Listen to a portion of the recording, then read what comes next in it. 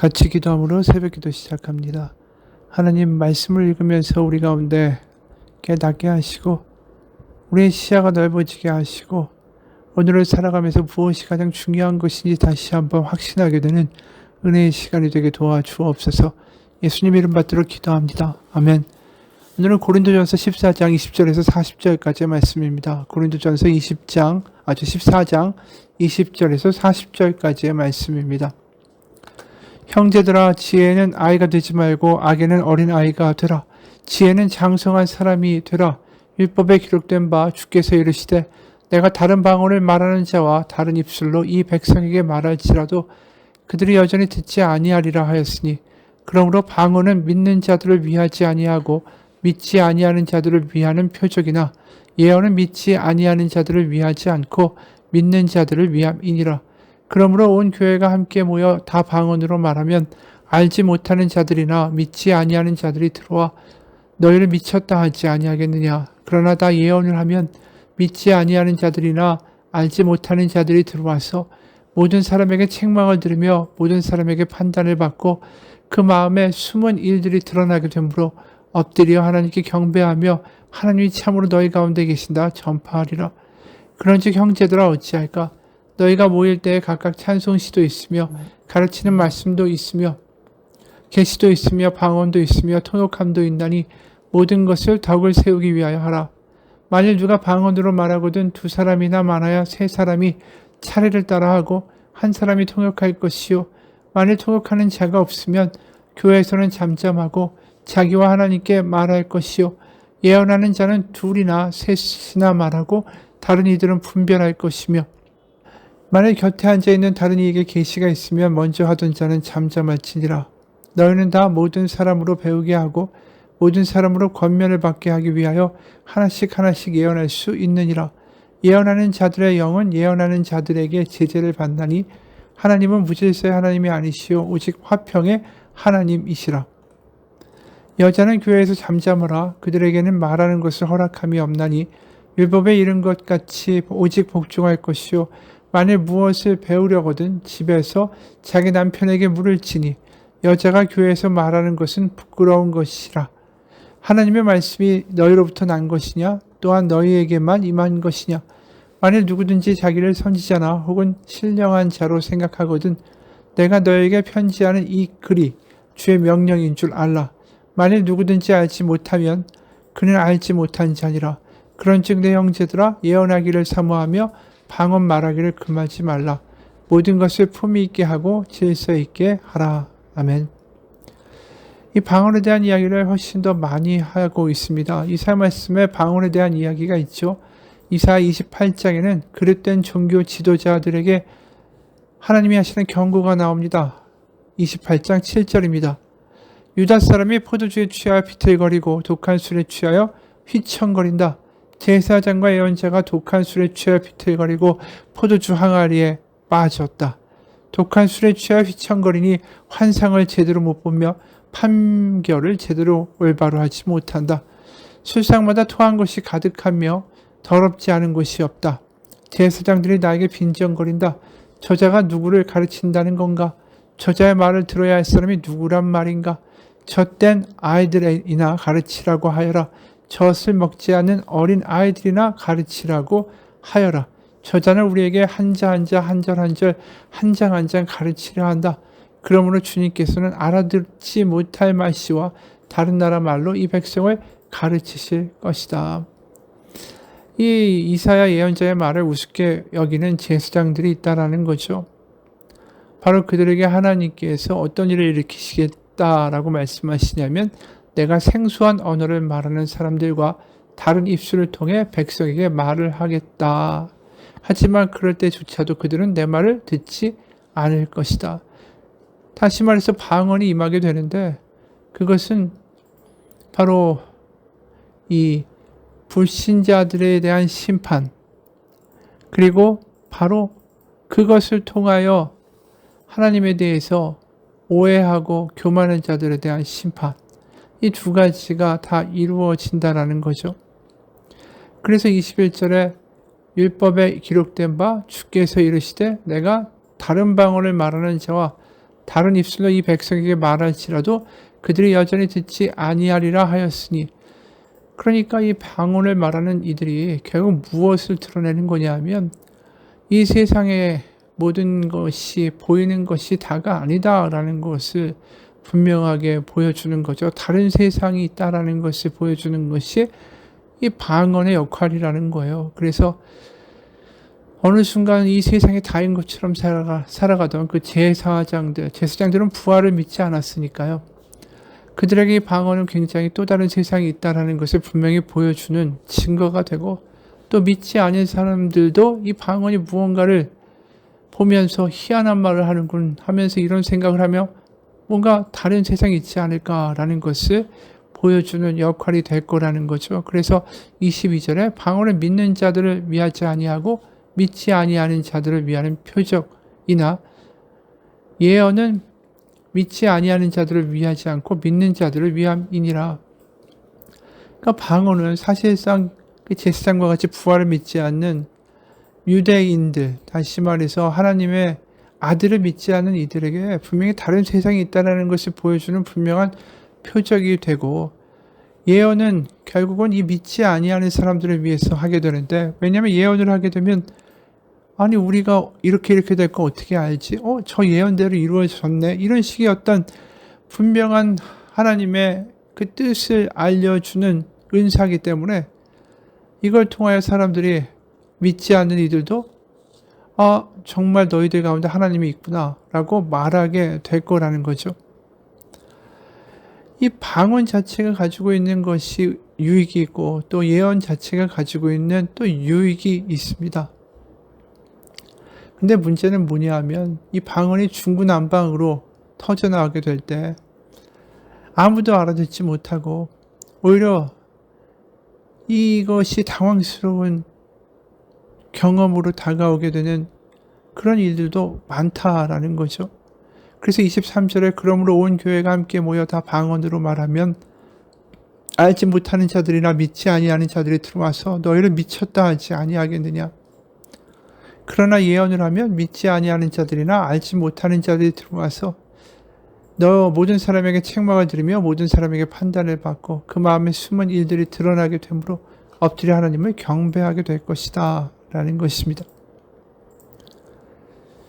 다시 말해서 이 예언이나 방언이나 결국은 모든 것이 하나님의 나라를 위하여 또 새로운 복음을 전하는데 이 걸림돌이 되지 않도록 우리가 지혜롭게 사용을 해야 된다는 거죠. 그게 모든 것을 덕을 세우기 위해서 하라는 것입니다. 그래서 만약에 27절에 누가 방언으로 말하거든 두 사람이나 많아야 세 사람이 차라리 따라하고 한 사람이 반드시 통역할 거고, 통역하는 사람이 없으면 교회에서는 잠잠하고 혼자서 하라는 거죠. 예언도 마찬가지예요. 예언도 분명히 혼자서만 예언하는 것이 아니라 다른 사람도 같이 그 예언을 확증시켜 주어야 된다는 것입니다.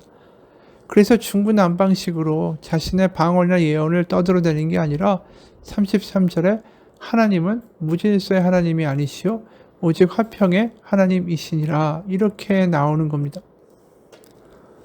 고린도 교회의 문제가 아주 뒤죽박죽이라는 거죠. 특히 자신들의 소견대로 하는 겁니다. 11장에 보면 여성들 중에 머리에 아무것도 쓰지 않고 나오는 이들이 있다라는 거죠. 그래서 머리에 베일 같은 것을 써라. 이 사도 바울이 이야기하고, 남성의 경우에는 오히려 무엇을 쓰고 나오는 짓을 하지 말라라고 말한 적이 있습니다. 남성들이 무엇을 쓰고 나오는 것은 전형적으로 그 당시에 황제나 어떤 제사장이나 어떤 제의에 참여하는 이들이 그 제의를 주관하는 그러한 자리에서 신께 겸손하게 보인다고 쓰던 것이 있었던 거죠. 머리에 두건 비슷하게. 그러니까 그런 것을 그대로 교회에서 행한다는 것은 세상에서 내가 제관이 되고 황제 제의를 주관하는 아주 영광스러운 직분을 맡았다라는 세상으로 자기를 드러내고자 하는 하나의 수단이 되는 것이고, 교회가 다른 말로 말하면 그 세상과 다를 바 없는 우상제의와 동일한 모습으로 보여지는 거죠. 다르다라는 거예요. 그러니까 두건을 남자는 쓰지 말고, 근데 반대로 여성은 베일을 쓰라고 이야기하죠. 왜 그럴까요? 그 당시 현숙한 결혼한 기혼 여자인 경우에는 반드시 베일을 써서 내가 이 함부로 대할 수 있는 존재가 아니다라는 것을 드러내야만 했던 거죠. 그런데 교회에서 베일을 벗는다라는 것은 무엇입니까? 사회적인 통념에서는 굉장히 부정하고 문란한 여성으로 비춰지는 일이 생기죠. 그리고 교회 안에서는 어떤 일입니까? 바로 남성들이 아무것도 쓰지 않은 것처럼 나 역시 아무것도 쓰지 않겠다. 바로 나도 저 남자들과 동등한 이 교회의 리더다라는 것을 드러내고자 하는 것이죠. 그럼 여성이 교회의 지도자가 되는 게 문제입니까? 문제는 아니죠. 실제로 가정교회의 여러 군데에 여성들의 지도자인 교회들이 있었습니다. 근데 문제는 뭐냐 하면 지금 말한 대로 유력하고 돈이 많은 사람이 장소들을 제공했고 여러 헌금을 해서 교회 후원자처럼 자처하고 나선 거예요. 그럼 그 사람들이 꼴 보기가 싫은 거죠. 누군가는. 그럼 여성들 중에 이것을 영적으로 내가 그들을 눌러버리겠다라는 생각을 하게 되는 일들이 벌어지는 거예요. 그래서 내가 저자들보다 영적으로 뛰어나기 때문에 분명히 교회에서 내가 발언권을 가지고 이야기해야 되겠다. 그런 마음들이 생겨나는 거죠. 그러니까 예배 가운데 막 일어나서 내가 사회나 어떤 이 재력이나 학력이나 지휘적인 측면에서는 내가 당신들보다 못할지 모르지만 내가 영적 어떤 체험이나 영적 경험이나 영적 수준에서는 당신들을 능가한다라는 것을 보여주는 욕구들이 생기는 거죠. 게다가 또 그 당시에 우상제의에서는 신녀들이 있었으니까 그 신전에 일하는 여자들도 있었으니까 이런 여자로서 내가 당당하게 뭔가를 이 영적인 면에서도 탁월하다라는 걸 보여줘야겠다고 하면서 방언을 막 쏟아내는 일들이 막 벌어지는데 그게 혼자만 그런 게 아니라 이 한 사람이 한 여성이 그러고 있으면 또 저 옆에 있는 여성이 또 방언으로 떠들어대고 그러니까 사방에서 방언을 떠들어대니까 모든 것이 혼란하고 새로 오는 사람은 저 사람도 미친 거 아닌가라고 이야기하게 되는 일들이 벌어진다라는 것이죠. 원래 방언이 보여줘야 되는 목적은 무엇입니까? 아, 이게 보이는 게 다가 아니구나. 다른 세상이 있구나. 다른 세상에 언어라는 것이 있구나. 뭔가 이 호기심과 충격을 줘야 되는데 한마디로 이 혼란하게 드러나다 보니까 모든 것이 미친 것처럼 보이는 일이 벌어진 거예요. 그러니까 예언이 더 교회에 덕을 세우기 위하여 났고 이 알지 못하는 자들에게 분명히 하나님의 살아계심을 알려줄 수 있는 길은 예언이 낫다라고까지 이야기하게 되는 거죠. 그래서 34절에 여자는 교회에서 잠잠하라. 그들에게는 말하는 것이 허락함이 없으니 율법에 이른 것 같이 오직 복종할 것이요. 이것이 남성 우위 사회를 강화시키기 위해서 이야기하는 게 아니에요. 지금 교회의 혼란과 분란을 막고자 하는 것이죠. 여성 지도자가 되겠다고 거기서 자꾸만 드러내면서 갈등을 일으키니까 그리고 기존에 있던 사람들, 약한 사람들을 재판정에 세우고 또 성적인 문제를 일으키고 내실에서 자기들끼리만 먹던 하나의 그 세력들에 대하여 영적인 경험이 많은 우린 여성들이다라면서 반대 세력으로 뭔가 등장하기 시작하니까 그러면서 자꾸만 갈등이 생기고 분파가 생기니까 사도 바울의 입장에서는 당연히 두 군데를 다 질타하는 거죠. 그러니까 성적 타락을 하고 계모와 같이 사는 인간들 또 약한 자를 세상 법중에 세우는 사람들 내실에서 자기들끼리 먹고 사는 이 돈 많고 권력 있는 유유상종의 행태를 보이는 교인들을 질타하고 이게 하나님의 교회지 너의 교회가 아니다라고 이야기하고 동시에 반대로 영적인 것을 가지고 자신들의 어떤 권위를 세우고 세력을 만들어가던 여성들에게 또 경고하는 거예요. 교회에서 잠잠하라고. 그래서 35절에 만일 무엇을 배우려거든 집에서 자기 남편에게 물을지니 여자가 교회에서 말하는 것은 부끄러운 것이다. 이런 일이 벌어지는 거죠. 게다가 남편을 영적인 권위가 있다고 거꾸로 남편을 무시하는 일들도 벌어지는 거죠. 남편이 예언을 하면 그 예언을 무시하는 일들이 벌어지기 시작하고 그러면서 교회 안에서 남편과 아내가 이 부부싸움하는 일들도 벌어지지 않겠습니까? 그러니까 이게 다 무질서한 거예요. 지금 한마디로 뭔가 자기들을 드러내서 뭔가 자기가 하는 말들을 이 교인들이 다 듣게 하고 뭔가 자기의 뜻대로 하고 싶은 생각들이 많은 거죠. 35, 36절에 하나님의 말씀이 너희로부터 난 것이냐 또는 너희에게만 임한 것이냐 그러기에 모든 것을 품위 있게 하고 질서 있게 하라. 고린도 교회의 가장 큰 문제는 이 중구난방의 이 엉망인 무절제에다가 무질서였습니다. 바로 주님이 이 교회를 세우셨다. 우리는 십자가에서 은혜로 구원받은 것이다. 다시 원점으로 돌아가자. 남자냐 여자냐 있는 자냐 없는 자냐 배운 자는 못 배운 자냐가 중요한 게 아니라 우리의 정체성은 하나뿐이다. 오직 하나님의 은혜로 말미암아 구원받은 그리스도의 십자가로 인하여 구원받은 우리는 그분의 자녀들이다. 우린 연약한 자들이다. 우린 죄인들이다. 그저 선물로 모든 것을 받은 것뿐이다. 우리가 가지고 있는 돈도 우리가 갖고 있는 은사도 이 모든 것도 하늘에서 하나님이 주신 것일 뿐이다. 그 받은 것을 잘 간직하여 교회를 위하여 하나님의 나라를 위하여 사용하라. 덕을 세우라. 잘 분별하라. 이 이야기를 사도 바울이 하고 있는 거죠. 다시 말해서 하나 되는 것이 굉장히 중요한 거예요. 그리고 그 하나 되면 뭘로 하나가 될 수 있느냐? 어떻게 했어요? 낮은 자는 높여주고 높은 자는 낮아져야 하나 될 수 있는 거죠.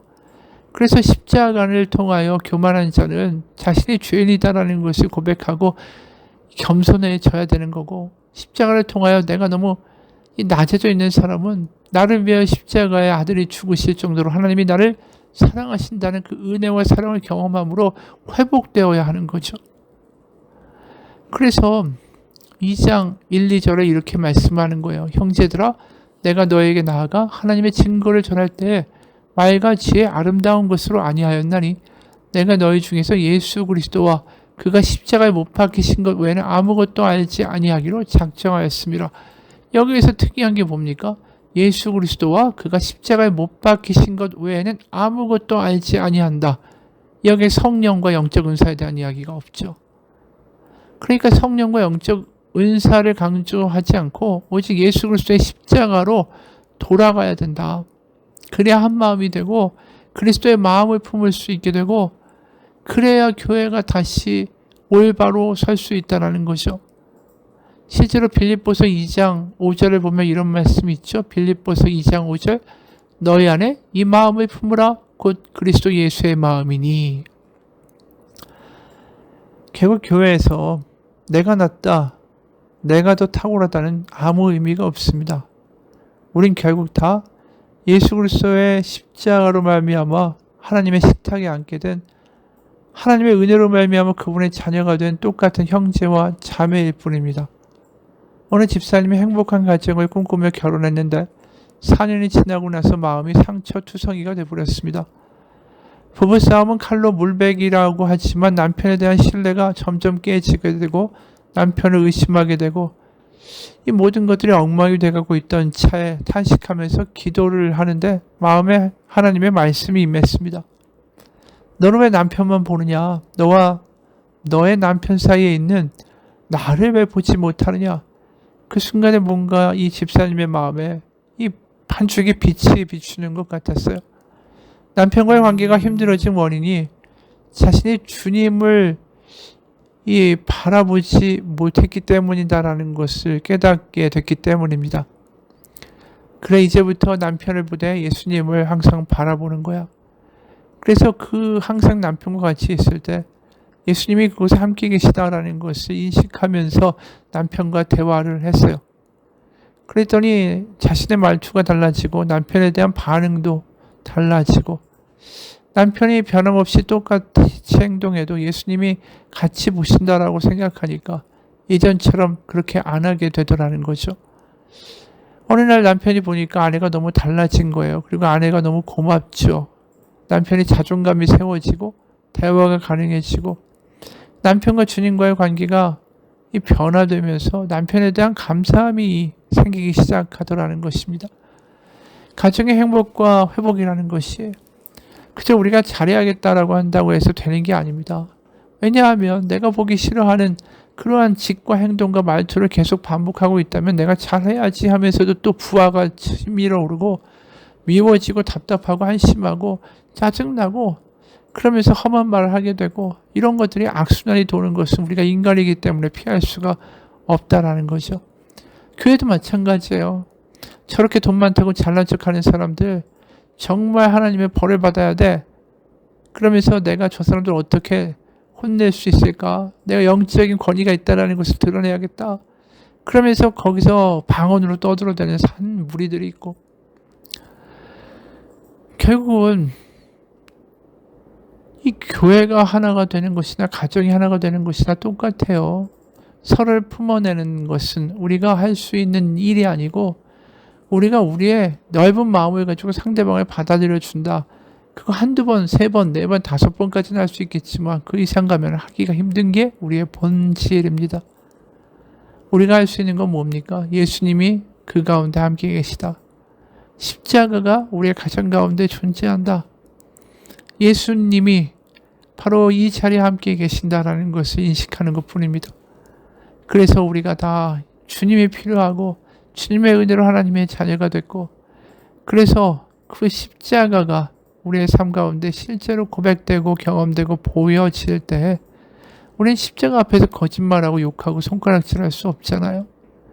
바로 예수 그리스도의 마음을 품게 되고 거기서 주님의 은혜 아래 겸손하게 다른 생각과 다른 말과 다른 반응을 하다 보면 가정도 교회도 변화되게 될 것입니다. 같이 기도합니다. 하나님, 어느 순간 내가 뭔가 바꾸겠다라는 생각을 하는 것이 얼마나 어리석은지 알게 됩니다.